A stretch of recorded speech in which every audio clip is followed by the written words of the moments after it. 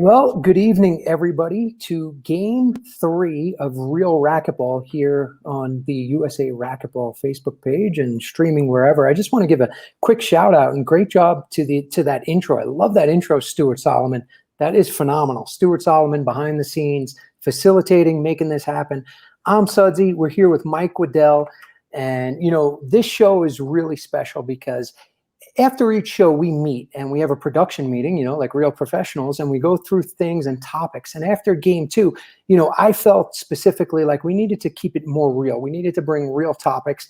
And I felt that the best way to do that was to engage you. Okay, it's to engage the players, the fans, the member base, the entire racquetball community.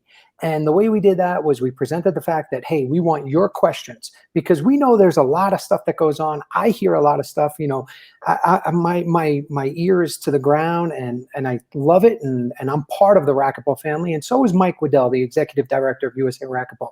So we're going to go through a bunch of questions that came in specifically from you. We will identify who wrote them.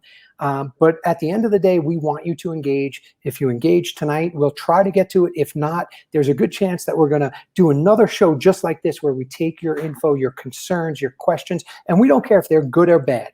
This is going to be Real Racquetball. That's the name of the show. Mike Wedel's committed to it. I'm committed to making sure that Mike is going to answer these questions and not be afraid and not run from them. So everybody that did take part, we thank you very much. So Mike, let's get started right away. I know this is a good one. This is game three, and let's see where we go. You ready, Mike? Absolutely. All right. So first question comes from Jerry Anaya. And his question is, what would it take to get the sport of racquetball back to its heyday?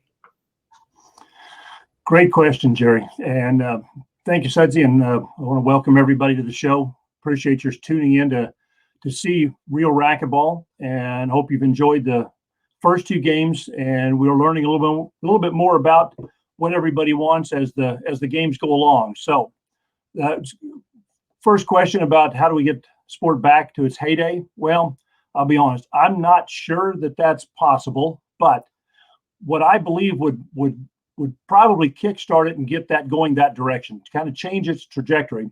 If you recall, in 1996 in Atlanta, in the Olympic Games, women's soccer made its debut. And if racquetball can do the same thing, the women's soccer team in 96 won the gold medal, and it launched women's soccer to be a huge sport all across the country. It got publicity, it moved into the limelight, and there are now some really dynamic professional teams, women's professional teams across the country. So I think that we need some kind of a big splash that's going to get racquetball back on the radar. It might be the 2028 Olympics. I don't know. It might be the next four, but somewhere along the line, we need something big to get racquetball on the map. Now, as you probably know, the World Games were postponed. They're supposed to be in 2021. They're in 2022 in Birmingham, Alabama. Our intent is to have the glass court set up there, and all of the matches will be played on that court. We expect to get some great publicity out of that. So it's going to take a big splash. Otherwise, it's going to be tough to get back to where it was in the heyday. And it may not make it back then, but if we can get a big splash, get some publicity, get some television time on it, I think we can turn the trajectory around and get this back on the map. Yeah, there's no doubt. If we get racquetball into the Olympics, which has been a childhood dream of mine, since I started playing this game, and I put a racket in my hand at 7 years old, but it just hasn't happened. And Mike, we've heard so many things over the years. We're going to be in the Olympics. We're going to be in the Olympics. What gives you faith, or why do you think that 2028 is a realistic possibility? And you mentioned the World Games, and I'm sure a lot of people watching don't even know. Why is that so important to us, USA Racquetball, for us to be able to possibly have a spot and be an Olympic sport in 2028? Well, since the being in Birmingham, Alabama in 2 years, in 2022, gives everybody a chance. The U.S. needs to be really present. We need to send our best team. We need to be well prepared. We need to place medals, really make it to be a huge spectacle. But we also need all of the other countries to come and show well also. So being able to set up our glass court, those logistics are still being worked out, gives us a beautiful place to go do this and show racquetball as the premier sport that it is. So if we go there and we show well, you just never know. I've dreamed about racquetball being in the Olympics. It's kind of the same time frame. You're not the only one. It's never made it, but the sport is growing across the world. There are a lot more countries playing now than there were 15, 20 years ago. So I don't know. It's a hope, Yeah, and we're gonna do everything we can. The bottom line is if we ever get into the Olympics, that's going to be phenomenal for the sport. That's going to be something that's, incredibly energetic. It's going to motivate a ton of players, a lot of juniors. Do I think it's personally going to happen? I mean, I'd be shocked. And there's nothing more I'd like. And I know that USA Racquetball is working hard behind the scenes, but it's not just USA Racquetball. So, will it ever get back to its heyday? I mean, there was a time, and many people may not know this, but Echelon by itself was doing over $35 million in gross sales. That was one company. And today we're not even close to that. So will it get back to its heyday? Who knows? There's so many things have changed. There's so many more options. There's so many other things going on. I mean, look at technology, right? My kids are just on their phones all day, every day playing games. And we got to get them, there's so much responsibility in so many different levels. We got to get kids playing, but the parents have to buy into that also. Right. So, that's part of it. So, all right, let's get to the next question. Well, there's one key point, though, that we want to make sure. I get a lot of comments. A lot of people ask me about why we spend so much money trying to get in the Olympics. We don't put any money in that. It's not something we're spending money on. It just isn't, because, like you said, it would be phenomenal if it happens, but I don't know. It's not something that there's no money to be spent to do that. We don't spend money on it, but I'm sure we put time and resources into it, right? I mean, I know we have people on it. Right. But we're not taking, most of those people are all membership money. We're not taking membership money and trying to get ourselves into the Olympics. Okay. Correct. Yeah. All right. Next question. Let's go. This is from, now I'm sorry, I'm going to try this. Vijayender Tarun. Okay. They say, what is being done to revive, promote the sport? In the last 10 years, I may have seen just 10 new players at my club. There is a need for advertising for sure. I am sure membership fees cannot afford these plans. Another good question. We get that one asked a lot also. And I'm going to, the show's name is Real Racquetball. I'm going to tell you exactly how I feel about it. USA Racquetball, we do not stand up and take credit for the huge successes in racquetball. And I can tell you where they are. St. Louis, they got 600 high school kids in their program. That's not because of USA Racquetball. Portland's got, 450, 500 kids. We don't take credit for that. Well, USA Racquetball is not to blame for all of the sport's problems. If you've only seen 10 new players in your club, how many people in your club are bringing new players in, teaching them how to play the game? How many juniors are you teaching how to play? How many adults? And I'll tell you about the club that I played at for the past 15, 20 years. There's a ton of parents in there all playing. They spend their 3-4 nights a week in there. All of them had kids. Never saw their kids in there. If the sport's going to grow, it won't. USA Racquetball is a part of the whole puzzle. We can do our part. And I'm not defending USA Racquetball because over the years it's made its problems. But what needs to happen for it to grow is if you want your courts to stay where they are, get people on them. Get racquetball players, handball players, volleyball players. I don't care. Round them up, teach them how to play, get them on a court. Start a league. Teach a lesson. But it will happen from the people in the club, not because USA Racquetball runs an advertisement in a magazine or a newspaper. We can put racquetball on ESPN. It's not going to put people in the club unless the people in the club bring them in. Teach them how to play. Yeah, there's Mike, there's no doubt about it. People ask that all the time, right? So what's being done? And I love answering that question because I absolutely come right back at the person and I go, well, okay, here's my question to you. Have you ever introduced anybody to the sport? Yeah. What are you doing to actually promote the sport? Because there's no way that USA Racquetball by itself can do it. And yeah, I'm privy to some info of what goes on behind the scenes or things with, and we'll get to LA Fitness and Lifetime Fitness and the court situation around the country and the world, really. But at the end of the day, if you're a club owner or a CEO of a major corporation, you want to see people in that space. So Right. it takes more than just USA Racquetball to do it. Now, there's no doubt. I'm not going to sugarcoat this because, I'm not going to let myself lose credibility. But yeah, USA Racquetball has a big part of that. And they should, they should be helping, and they should be maybe guiding and giving certain ideas to individuals. And maybe we can identify those. But again, you look at some of the people around the country, and some people are doing it right. And it's not only around the country. I live right now internationally, and I see the way people try to grow and build their programs. But I have a challenge for everyone and anyone that's watching. Introduce 1 or 2 people to racquetball. Just bring them. The more people you introduce to it, there's a better chance that they're going to stick with it. The average lifespan membership of a racquetball player is over 3 years. So pretend you own a private club, or pretend you own one of the major clubs right now. If somebody signs up for a membership as a racquetball player, their lifespan is well over 3 years as a paying member. A person that comes in to join a club and says, I want to be a fitness member, they're 6 months. Now, of course, the volume is much greater. We get that.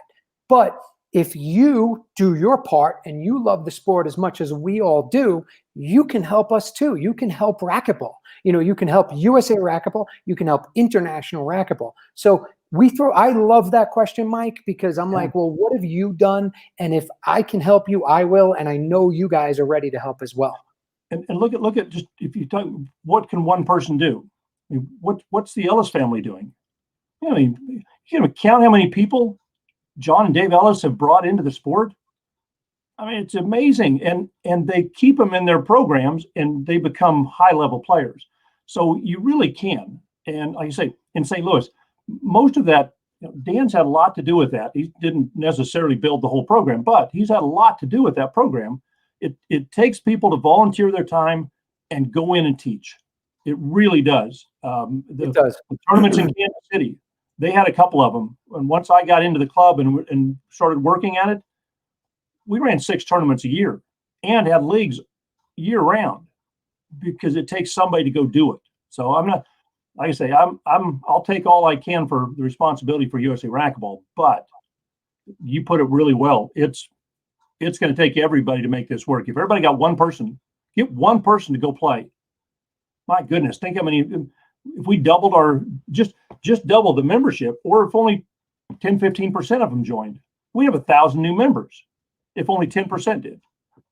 So yeah, there's no doubt about it, especially times like this. It's a team effort.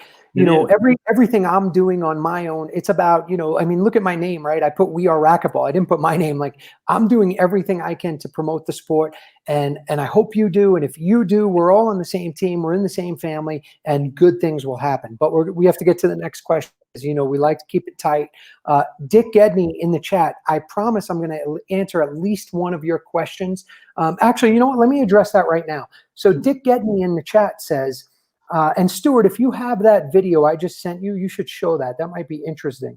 Dick says, squash sets up in Grand Central Station once a year. He says, why not racquetball? So Dick, I was there this year as a special guest to the Squash Association. And Stuart, if you want, you can play that, video, or after we can connect it. And, first off, it takes a ton of money, and it's just not that easy. And squash has different levels of money that come in from foreign countries and foreign entities. So that helps a lot. And I was at that event. I've been at that event, and it's absolutely incredible. And yes, it would be cool for racquetball to be part of that. But again, it's just not that easy. Like, I know, Dick, I want a racquetball court there also. I hit on that squash court in Grand Central Station. It's super cool. Maybe I'll post some photos, or I'll send them. But at the end of the day, it takes money, and we need people to assist. So if you know somebody there, because I do know that there is a lot of who knows who and how to make it happen. And you'd be shocked, Mike, we've never spoke about this, but to pull that event off in Grand Central Station, I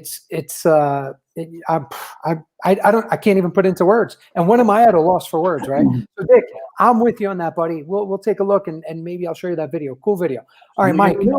I don't know if Dick, if you know that the great Dave Negretti set that court up on in Chicago, in Denver, a couple different places. Just beautiful settings. Had a really nice. So it's been done, not at Grand Central Station. That'd be the cream of, but like you said, Sudsy, it takes big money, and we're talking a couple $100,000 to move that court, set it up, put an event like that on, and then tear it all back down. Hundreds of thousands. I've been there. I've seen it. Racquetball just doesn't have that kind of money right now, so we'd love to. And if you know somebody that wants to do it, give me a call. I'll give you my number. Dick and I are going to Venmo over a few 100,000 right now. There you go.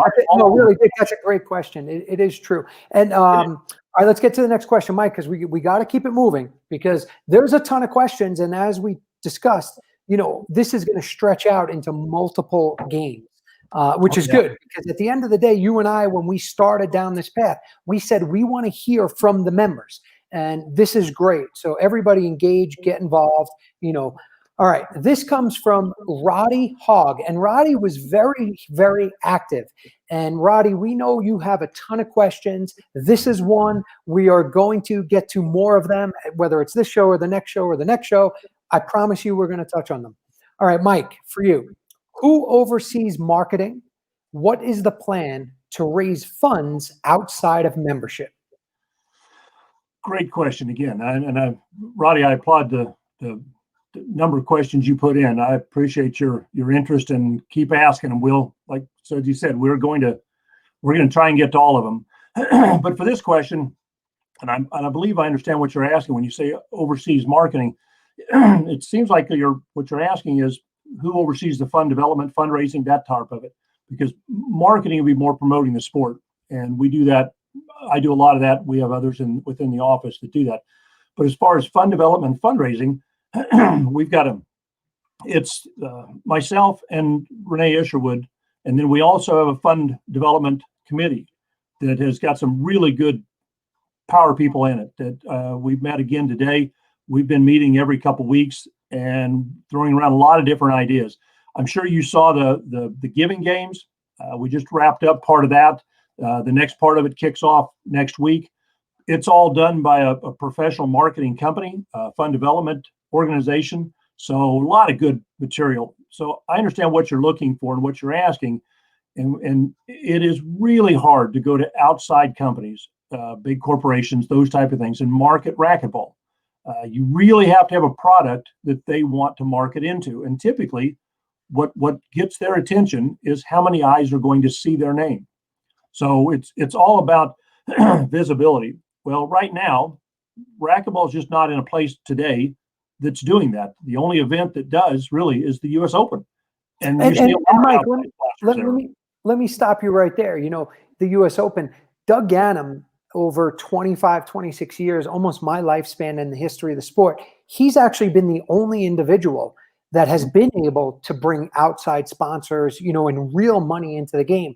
And Doug is a personal friend, and I've watched him do this, from the first U.S. Open. I used to stay at his house when I was 19 years old, 20 years old. And, he works all year round. And he told me, he's like, it's a 90% plus no is the answer, and that's the bottom line, right? So if you're not going in with one of the majors, whether it's basketball, football, baseball, golf right now, it's usually just a no. We just have no desire. They want to look at numbers. I have personally sat next to major executives of the biggest companies, in the States at the time, Coca-Cola, American Express, Hilton Hotels. I've sat with them courtside, Mike, and they all say the exact same thing. They say, this is one of the greatest sports I've ever seen live. They say, okay, but now how do we put it on TV? How do we get more eyeballs in? Can I put it, inside of Arrowhead Stadium or Yankee Stadium? And can I fill it with 20, 30,000 people? And I'm sitting there and I'm like, no, you can't. But isn't it cool? And that's just the truth. And yeah, at the end, they're going home. They're crossing their T's, dotting their I's, and they all 100% of these amazing executives have told me, and this is the God's honest truth. They've said to me, this is an incredible sport. I call it like jaw dropping. They're all like, they can't believe how fast it is and how athletic it is. And they're like, okay, but we still need to, how do we market it? How do we sell it? So Doug's done it. He's been successful, but you have no idea. Most people watching don't know really how hard it is for him. It's a 365-day a year job. So, Mike, great job. But just to narrow down on that question, I do have one question. Is there anybody specifically that handles marketing for USA Racquetball? Well, we've got a staff of 3 right now, so it's myself would be the where that would fall, and I am wide open, and I hope this show has a reach that will get to people that we can reach out to me specifically. If you've got some leads or ideas, I am more than happy. I've got experience doing this type of work, so I am more than happy to present the package. And I tell you, Doug's done a ton of work and has been wonderfully successful at it. But he was able to get it on television some. There's a lot of broadcast, a lot of eyes. So that we've got to translate that into sponsorships. And if you've got ideas, if you've got leads, because one of the things you talked about was the difficulty of getting in the door and finding out who to talk to. Those individuals are well protected within organizations. Oh, there's layers and layers and layers. Right. Yeah. So if you've got a relationship with somebody that you think might be interested, give me a call. I am more than happy to reach out to them, sit down, present to them our entire portfolio of operation, and see if we can't get somebody to put some money into it. And my understanding is we're going to get to the next question, but Connor Shane is working on outside sponsorships also, correct? Yep. Okay. That's really that's his almost entire job right now. Okay, great. Okay. Let's get to the next question. Okay, Mike, this one comes in anonymously to me. So yes, I do know who sent it, but they requested that they remain anonymous, and I will not break that. So they said, what is the direction of USA Racquetball for the rest of the year and 2021? It says, Mike did a good job of explaining what he wanted to do when he was hired, but the direction for the past year has been unclear. So before you answer, I'm going to just say, well, obviously 2020 is I don't even know what it is, right? I don't think anybody watching knows what it is really. Mike, you were just dealt a bad hand, but you have to stay in the hand and play it. Yep. This 2020, I saw a quote from Rafa Nadal, and he said it's like we just lost 2020. And it's really true. It's really hurt us. But to this person's point, and I did say this for the record, it is not me that's asking this question. I will own my questions. We will get to them. And, I'm respecting this individual. They want to know, what are we doing? Like, what's the direction and what's the plan for 2021? We did have some great plans for 2020. We really did. And it's a great question. I probably get asked this more than anything else. And it's difficult to ask because you're right, we had such good plans for 2020. We spent 2019 kind of just building up, figuring out exactly how to approach everything. Excuse me. And we were to implement all of those into 2020. Well, we all know what happened, and it's just become an upside down mess. So for this moment, I'll give you a couple different parts of it. Right now for 2020, we're in survival mode. We've got to make up the losses we've got. USA Racquetball, looking at since things have not gotten better like we had hoped they would. We were expecting, or hoping, I won't say expect, we were hoping by fall you'd see some positive turns. Well, everybody knows we haven't. If anything, we're backing up, we're closing down a little bit more. So we're projecting we're going to lose somewhere in the neighborhood of $350,000 this year. And in a budget of 1.4 million, and it's a huge percentage of our total revenue that's just going to be gone. Well, an organization this size can't sustain that. So we're working, everybody in the office is working on ways, how do we recover some of that money? How do we do this? We've cut costs a lot. I've mentioned before, we furloughed a person. Everybody took substantial cuts in pay just so I could keep enough staff that we can do the work. So that's 2020. Now, 2021, I would love for somebody to tell me what's going to happen first quarter, first half of 2021. I'm with you on that, Mike. Can somebody tell me? I mean, we've been sitting here and everything changes every day. It does. Just let me throw this out there real quick too. Just a small part we can all do is everybody that's watching this video right now, just share it, get it out there, please. Just spread the word. We're not, whether it's good, bad, positive, negative, it's important that people see racquetball, come across their feed. Right. So just share it, please. As far as 20 and 2021, we're all kind of in the same boat, Mike, whether you're an individual in the sport or you're an association like you. But, we speak obviously offline. Tell me or tell everybody out there, what are some of the things that USA Racquetball's planning that we can be excited about? And that's great, because that's the 2021 question. And typically we have a really good path.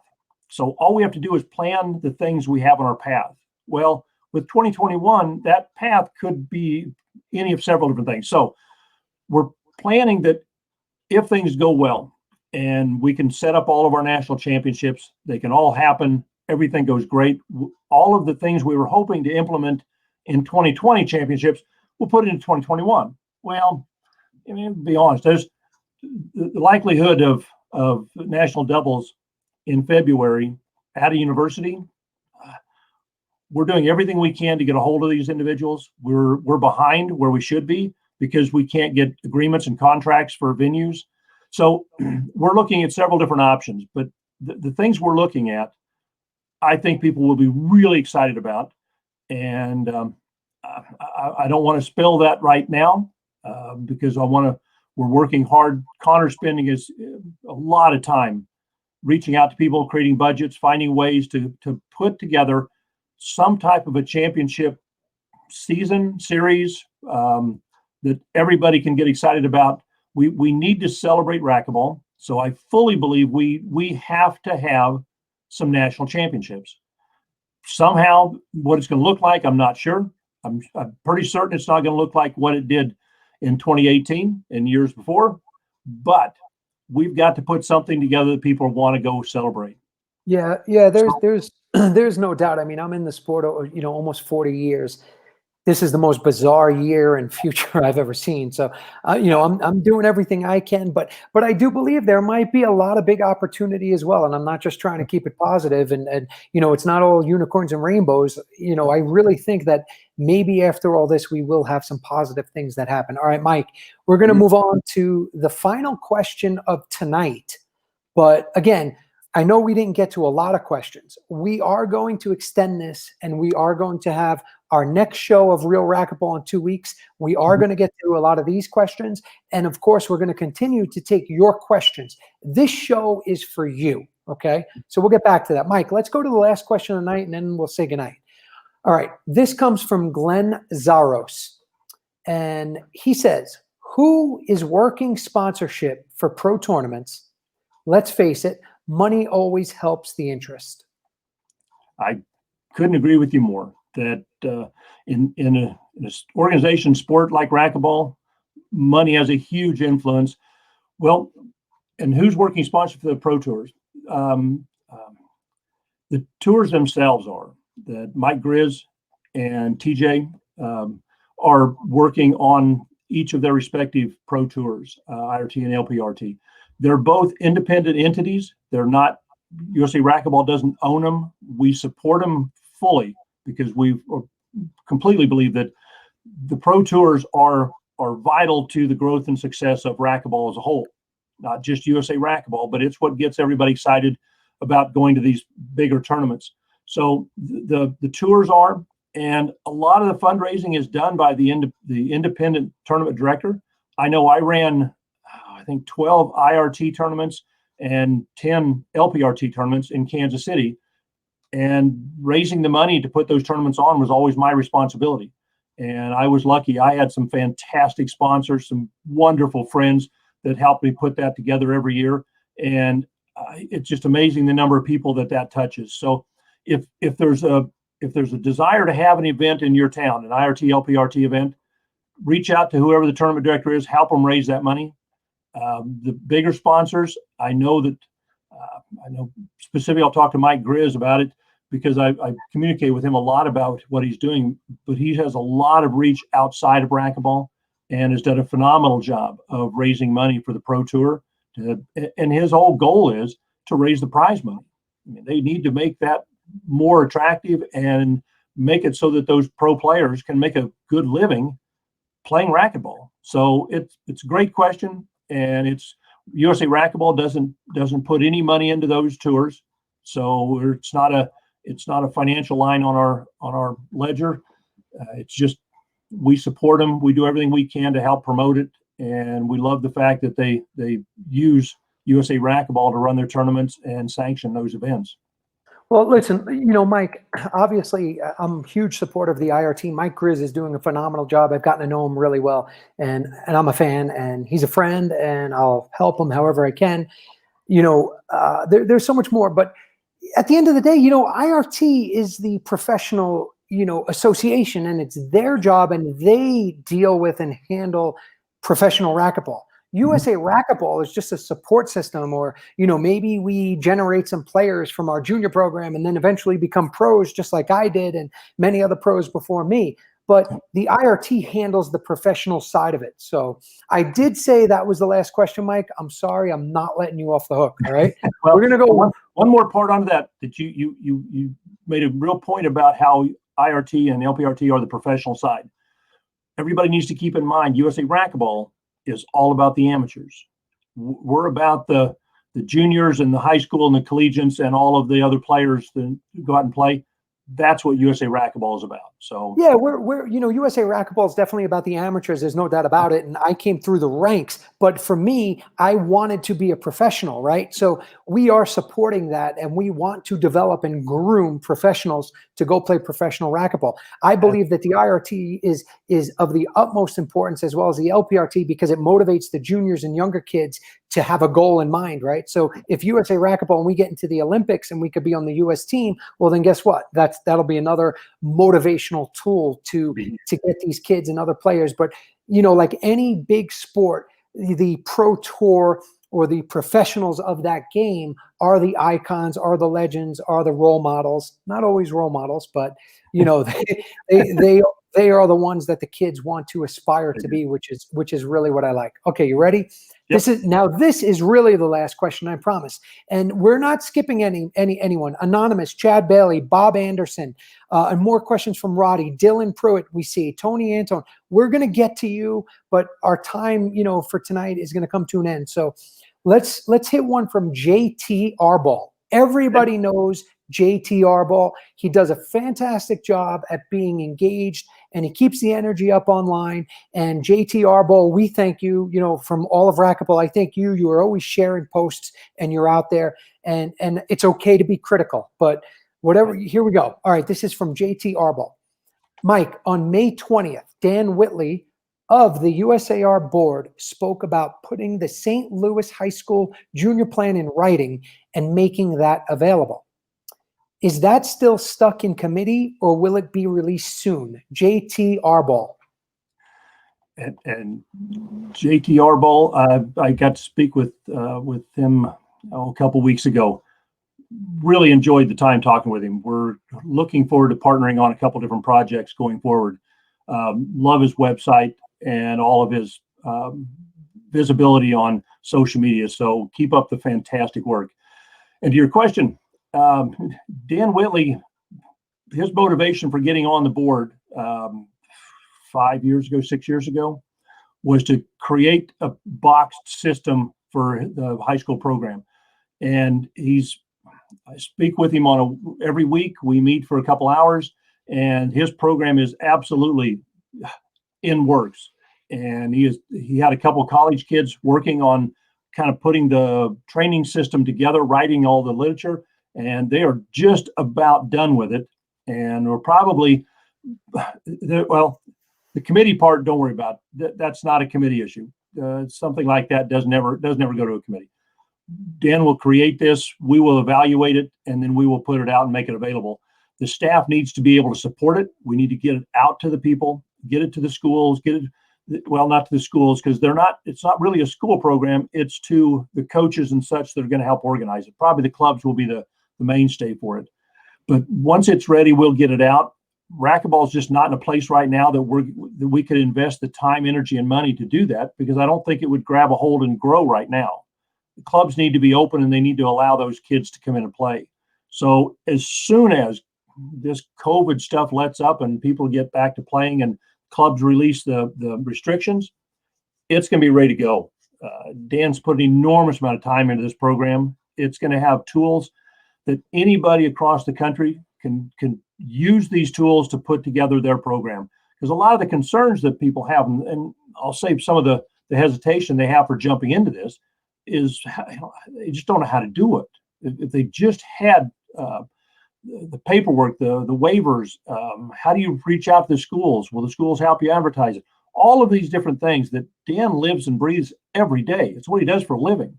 Those of you that don't know, he's the general manager of the Wedel Sports and runs the racquetball and I think pickleball and tennis, I believe, in all of those clubs. So he lives this every day and has for a long time. His program will work, and as soon as racquetball is ready for it, I think it will be ready. He's really close to having that ready to roll out. Yeah, there's a handful of programs, keeping it real across the country that do a very good job. But there's only a handful. Let's be honest. Look in the mirror. What are you doing? What am I doing? And what can we do to help grow the sport? What can we do to address these issues and concerns that we all have, whether we submit a question or not, that we think of that needs to be done nationally and internationally? Because we are racquetball and we all want it to survive. We want it to grow. We want to do and will do pretty much whatever it takes. The Dan Whitleys of the world, the Ellis family up in Northern California. There's some good programs in Oregon. And I know there's some, in Texas. But these people are really doing this for nothing. And to answer a question that was on the chat where they said, and this is absolutely a concern, that, Mike, they said they don't allow juniors into the club. I promise you that if you present a program to them that there's going to be 50 or 100 kids playing racquetball, they will figure out a way. They will call their corporate attorneys and they will figure out a way to let those kids on those courts. So, if we all did our part and we were all able to fill those courts or be part of these solutions or of these problems that we're talking about, we could all do this together. And, that's what we're trying to do. We're going to keep this going. Of course, Mike, any last words before we say goodnight? Absolutely. Thank you. And if anybody that would be interested in getting a hold of Dan's program, and like I say, it'll be ready soon, get a hold of me, send me an email. Let me put you on the list. I would love to reach out to anybody that wants to volunteer, because a lot of this work is done as volunteer. It just is. I know there can be in the programs, there's fees and such, so there may be some money involved in it, but we need people that are willing to volunteer. Exactly like you said, it's just going to take everybody to get involved, help get somebody on a court, just teach somebody to play. If they're just watching somebody you work with, there's that really silly video that goes around, looks like a cartoon that says, I play racquetball, and the guy talks about getting hit and the woman doesn't understand why he's still playing racquetball. Love that video. It comes out every once in a while. I laugh at it and watch it every time. But there's some reality in that. Talk when you're at work. Talk about it a little bit. See if there's somebody that'd be interested in taking them up to the court. Show them how to play. Teach them outside. That's how we'll grow the sport. I'm definitely going to. We're going to say goodnight here, but before we say goodnight, Mike, thank you. That was great. I think that we definitely answered, a handful of questions, and we have a good problem for us in the show, which is, we have so many more questions we have to answer, and we're going to stretch this out. In 2 weeks, we'll be back with Game 4. But I'm definitely going to insist for everybody that we have John Ellis, Dave Ellis on the show, Jody Nance, that team up in Northern California that has done such an incredible job in Stockton and developed such great players. And they're going to, educate us too and what needs to be done. And maybe we'll have Dan Whitley on how to grow that program and how to grow your program. And you'll hear from Dave Ellis, who's told me a lot of it's sweat and blood. It's just literally walking up to somebody and saying, hey, do you ever play racquetball? So, that doesn't hurt. And if we do that, we can definitely all do it together. we do our part and we'll get through this. And I think there could be some opportunity on the other side. I know COVID sucks. Nobody likes it. Sorry about that, USA Racquetball. I don't know if I could say that on your show. On mine, I dropped that sometimes. But, yeah, it does, but hopefully we'll get through this. We'll get through together. We'll all see each other on the courts again soon. I know across the states, across the country, courts are slowly opening up here and there. So we will see you soon. We thank you for joining us in Game 3. There will be a Game 4. I like to end my games back in my day, Mike, in 3 games. There's 3 out of 5 to 11. I was hoping, but I can tell this is going to be a battle, and we're going to keep going. So in 2 weeks, we'll see you for Game 4. Don't forget, submit your questions. Everybody's been fantastic. Put them online. We see them. We see them on Facebook. I get them in my email box. Mike gets them. USA Racquetball gets them. Real Racquetball is for you. It's not for us. We're not here to, smoke and mirrors, okay? This is to answer concerns and questions and problems. Mike's committed. I'm committed. Let's do it together. Let's bring them out. No more talking behind behind people's backs or behind organizations' backs. Let's just bring them to the forefront, and we'll answer everything he can. And Mike will do, he's doing a great job, and he'll continue to do that. So everybody, thank you so much. Mike, we do have to go. I see you're locked and loaded. You got something else. Share the video. Share this video. Great. Racquetball. We got to get the word out. Yeah, share this, tell them the energy of the way we're trying to go with this, and show them that we really want the real stuff, okay? So share this video, do everything you can, hashtag Racquetball, tag USA Racquetball. Let's just get it out there. Thank you so much. We will see you in 2 weeks, Game 4. I will be coming at you from Florida because I have some racquetball business in there. So I'm excited about that, and we'll see you soon. Good night. Thank you so much. Stuart Solomon, you're the man. See you later. Good night. Thanks, Stuart. Good night, everybody.